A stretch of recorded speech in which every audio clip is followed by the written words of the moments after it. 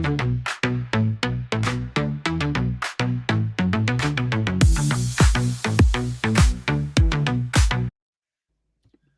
welcome into the DFS Huddle. Kyle Proviance, Erik Toft. It's Thursday night football. We're jumping into week 8 already. I want to say thank you to everyone watching. Please, if you haven't done so already, like, subscribe, follow on Twitter. You see our handles there at DFS Bachelor, at ETOF21. And of course, if you want more from us, our plays, our bets, our DFS lineups, I got a first place going right now in college football. Let's go. Click that link, join our Patreon, $15 a month, DFS Huddle over at patreon.com. Be sure to join over there. So, Erik, week 8 here. We got Vikings, Chargers.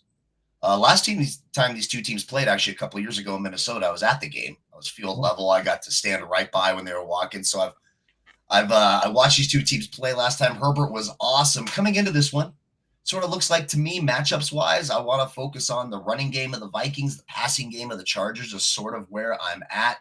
I know on my screen it shows J.J. McCarthy. He's been ruled out. It is going to be Carson Wentz again for the Vikings, so ignore J.J. McCarthy there. But, yeah, overall, this game's going to be indoors. We don't have to worry about the weather. Good Thursday night offering. What do you think, Erik, as we head into week 8? Interesting game. I think you kind of hit the nail on the head. Vikings run game and the passing attack of the Chargers. The interesting thing is, who do you put in the captain position? Right. There's 5 wide receivers you can select from, right? You got the 3 for the chart, and we're going to talk wide receivers. Mm-hmm. But yeah, slates like this drive me nuts. If I'm, you know what I mean?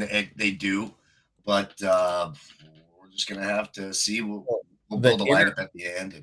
The interesting person I want to bring up to you, and I posted this bet in our Patreon, TJ Hawkinson. Okay, so since Addison was returned, he ranks 3rd on the team in target share with 17%, averaging 6.5 targets, 5.3 receptions, 40th yards per game. Chargers 25th DVOA defending tight ends. Perryman 45.1 coverage grade, Hanley 47 coverage grade. Last week, Warren had 4 for 69. With the Jefferson probably going to attract most of the coverage per DVOA. Chargers are the best defending wide receiver 2s. So Addison probably be able to take out. This is going to be the most zone-heavy team, the first team that's top 10 running zone coverage that the Vikings have played against. Against zone coverage, 23 targets, 18 receptions, 78.3 catch rate, 159 yards, 8.6 yards per route, 76 yards after catch. Am I crazy to have a thing in TJ Hawkinson as a dart throw in the captain spot to kind of think outside the box? Maybe. We'll get to tight ends. I will say, when I just look at matchups in terms of plus matchups and strength of opponent, the Chargers are the 6th toughest opponent against opposing tight ends with an adjusted fantasy points allowed of negative 2.4. Vikings, for that matter, are the 9th toughest at negative 0.05. Mm-hmm. So both teams are actually pretty good against tight ends. But, I mean, we'll see when we're constructing lineup here. When we're talking quarterbacks, I mean, I'm going to have Justin Herbert. I'm playing Herbert in fantasy. I know the Vikings have been good against opposing quarterbacks. 6th fewest fantasy points allowed to opposing quarterbacks. But they have been exploitable in terms of their wide receivers. And again, no Amarian Hampton, no Najee Harris. So it's Kamani Vidal and Hassan Haskins. The ball's going to be in Herbert's hands. We saw it last week. Big play upside against the Colts in a losing effort. I like Herbert again. And Herbert's one of the guys we talked about. You know, it could be spread out. It's hard to figure out who's going to be the top scoring receiver. Will it be Quentin Johnson? Will it be Ladd McConkey, who had like 15 targets last week? Will it be Keenan Allen? One thing you can do is stack that passing game. Justin Herbert at captain, more so on FanDuel than DraftKings, but you rarely hear me say it, but I do think Justin Herbert, absolutely viable captain and trying to build around that. What do you think, quarterbacks? I mean, Herbert, 1560 like that. Wentz, I want nothing to do with. I mean, Wentz he just looks bad out there, and I just don't trust him. I would rather invest, like you said, in the running attack of the Minnesota Vikings with Jordan Mason, and you know, obviously Jefferson is kind of intriguing because he's Jefferson. But in terms of Wentz, I want nothing. Herbert, I won't put in my captain spot, but I'll definitely look to put him in my lineup. Just a little update here. My tournament flyer, my low-priced wide receiver option in this college football, just caught his second touchdown pass in the first half. We are rocking and rolling. Join the DFS huddle. Want to win some money in DFS? That's where it's at.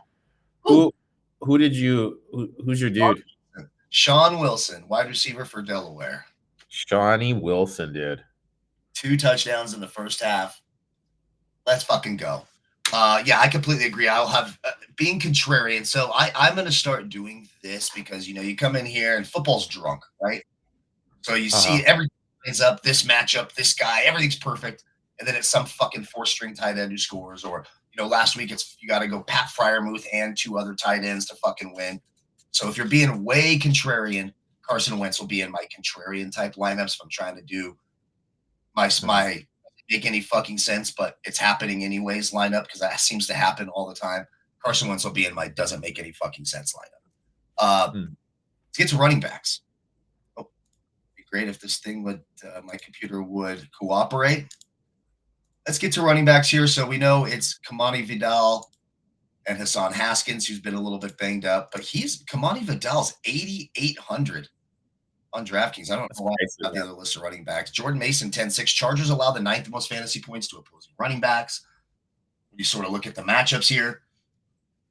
Chargers, 1, 2, 3, 4, 7th best defense to attack in terms of running backs. They have an adjusted FPA of 4.6. So I love attacking there. On the flip side, the Vikings are a defense not to mess with when it comes to the front 7 of running backs. So full fade of Chargers backs for me. Jordan Mason signed me up. What about flyer? I don't have him on my screen here. Xavier Scott, I guess, would be if you're looking to play the number 2 running backs, the whole short week thing. But I'm going to have a ton of Jordan Mason. I don't think I'll have him in captain, but he's a nice spot filler. Jordan Mason for sure. Kamani Vidal, I will pass. What do you think about running backs this week? Xavier Stott is an interesting one. He's kind of taken over that role as the pass catching back. He played a lot of third downs. If they do get a from behind, definitely interested in that. Jordan Mason, all the sense in the world. I think they're going to lean on this run game a lot. Chargers running backs. I want nothing to do with them. I mean, we don't know if Joe Alt's going to play. They lost another offensive line. The offensive line is really banged up. So I really want to stay away from the Chargers offensive line. Love Jordan Mason. Love your pull on Xavier Scott as well. Yeah, Xavier Scott would be my tournament dart throw. Let's get to the meat and potatoes. How much is Mr. Sky? Let me look here because I didn't have him on my I don't know what's going on. Xavier Scott. Oh, he's questionable too. Something to keep an eye on. One of them, he's questionable with a wrist. Aaron Jones will not. Aaron Jones might return as well. That's something to keep an eye on. They designated him on Monday, but I mean, like Xavier Scott. I mean, Aaron Jones. They whatchamacallit. Oh, designated him so he can come back. Oh, so Aaron Jones could come back, is what you're saying. He could come back. Yeah, he could come back. Interesting. What's the price on that? If Aaron Jones plays, he's still having priced way up, 12-3 FanDuel. Let's see about DraftKings. Oh, and they got him priced 6,600. So he's a play on DraftKings. If Aaron Jones goes, is a full go. Yeah, absolutely. On FanDuel, woof, awfully expensive on FanDuel. What do they have him at? 8,200. That's interesting. Something to keep an eye on. You can follow us on Twitter. Once we know if he's active, who's inactive, we will certainly let you know. Let's get to wide receiver here. Justin Jefferson, obviously the most expensive. Keenan Allen, next most expensive. Then Quentin Johnston. Then Jordan Addison. Then Ladd McConkey, coming off a 15-target game, double-digit fantasy points in all the last 3 weeks. I think I've got some interest in Ladd McConkey. Obviously, the big play upside, we saw what the Eagles did, the downfield throws to A.J. Brown, Devontae Smith. That's Quentin Johnston territory. We also saw Keenan Allen with 14 targets last week. I think Keenan Allen's too overpriced. I don't think he should be the most expensive. I know he had a good game last week, but to me, I want Quentin Johnston or McConkey. I think I'll have McConkey or Q. Probably Quentin Johnston at captain is probably because that big play and that big play potential. I want a lot of this passing game. I'm certainly going to have some Justin Jefferson in it, but in terms of a sleeper, maybe a guy like Trey Harris, a guy like Jalen Naylor, play a ton of snaps. Jalen Naylor's on the field a ton. It seems like he'll get you the 4 targets every week. Could be interesting. 3,100, I believe, on DraftKings, something cheap like that. I like Jalen Naylor for looking for a tournament darts or possibly Trey Harris. What do you think here at wide receiver? I mean, you mentioned Keenan Allen ranking 6 out of 130 in terms of wide receiver and fantasy points per route run against zone coverage. Looking at it, the Chargers run zone coverage at the 9th highest rate in the league per PFF. That's definitely something a little bit intriguing to me. I like the Trey Harris look. Trey Harris 14.1% target rate against zone coverage. Definitely interested in that. As a alternative guy, I want nothing to do with Quentin Johnson. I'm just not a big Quentin Johnson guy. Jordan Jefferson and I know I mentioned that thing about DVOA. Jordan Anderson is a top 12 fantasy wide receiver in fantasy points route run. Who is? Zone coverage. Oh, Jordan Addison. I thought you said Jordan Addison, top 12. So, I mean, I think that would be definitely something you could do. I put that bet in earlier in our Patreon. My worrisome about Naylor is just his target.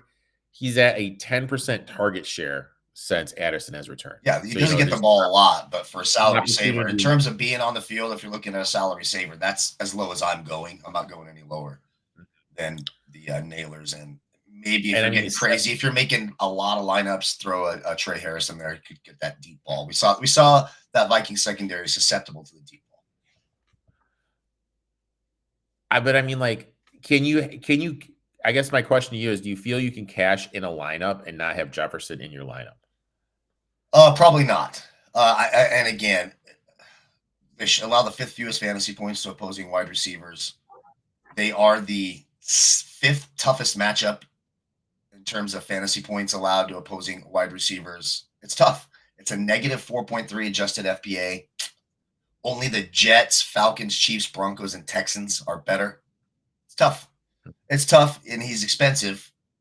All you need, if let's say you go McConkey and Johnson, you just need Quentin Johnston or McConkey or Allen just to get close to Justin Jefferson. If they just get close with the salary difference, it's $3,000 difference. So if they just get close, but I would say 50-50 cash lineups, you probably want Justin Jefferson in your lineup. Let's get to these tight ends. You mentioned the tight ends. I mentioned the rankings here. The Chargers are both teams decent against opposing tight ends. Both teams really good, actually. Top 10 in terms of fewest fantasy points allowed, etc. We saw Rondé Gadsden the last 2 weeks has really emerged as the tight end for the Chargers. 17 targets over the last 2 weeks, went off last week, but all of a sudden now he's 8,000 on FanDuel, which is very expensive. Then you have TJ Hawkinson, who's 800 cheaper. And then, of course, the guys who, if you're looking for those, the damn backup tight end who scores on Monday Night Football, Thursday Night Football, Josh Oliver, Will Dissly are your guys. What do you think here, Gadsden, Hawkinson? You want one, both, neither? What do you think? I love Hawkinson in this matchup. I posted the bet about him in our Patreon link in the description if you're watching.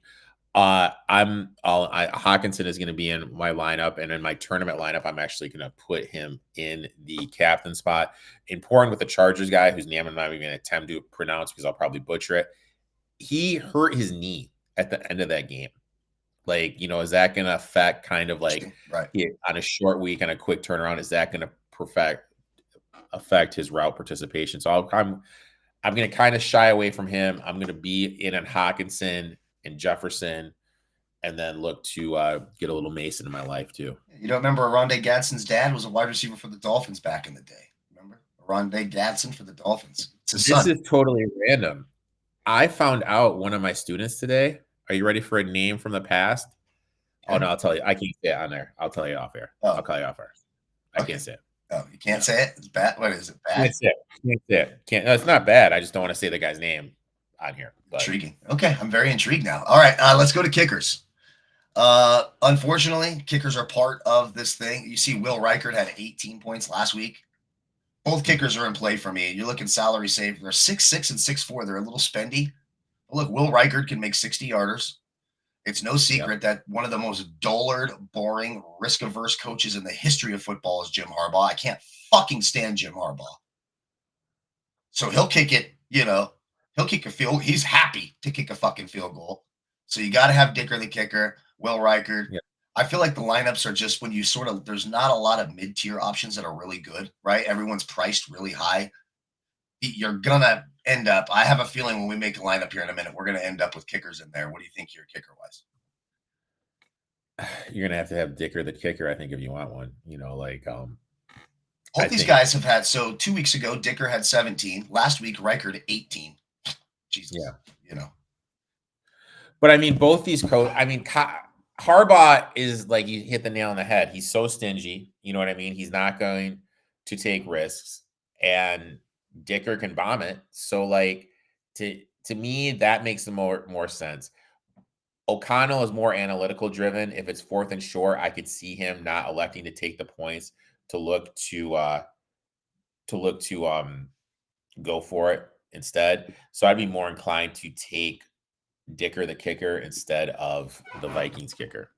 There we go. Yep. Both kickers, I think, are worth some exposure. What about defenses? Look, Minnesota's been really good to opposing defenses. They've allowed the 3rd most fantasy points to opposing defenses. The Vikings have. Carson Wentz is a turnover waiting to happen. If I'm playing a defense, I'll consider the I like this Chargers defense. I think it's really good. Khalil Mack is back. I don't like Carson Wentz. We've seen Carson Wentz can make some real fucking bonehead plays. So if I'm looking at a guy who could possibly be, turnover happy, it'd be Carson Wentz, not Herbert. So the only defense I would consider would be the Chargers. What do you think? I agree 100%. I would not. The Minnesota defense got shredded last against the Eagles. I just think defensively with the zone coverage, I think Herbert's going to be able to eat and move up and down the field at will. Completely agree. Let's make a lineup real quick and we'll get you guys out of here. Thursday Night Football. Ooh, look at the first one at Optimize it. Put Hawkinson in the captain spot. So there you go. There's a Hawkinson. You want to go with that? Hawkinson in the captain. I like Lad McConkey. I think his price. All right. We can put the good lad. McConkey. Let's make sure we get Hawkinson in this lineup here. Let's get Addison out and let's get Hawkinson in because you love TJ Hawkinson this week. Love me a little. And it's National Tight Ends weekend, too. Oh, it is Tight Ends week.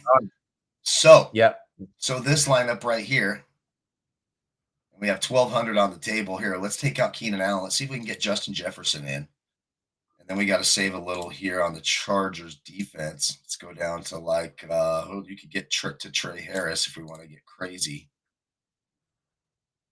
God, it's really hard to get Herbert, and we're close. What do we need? 2,100.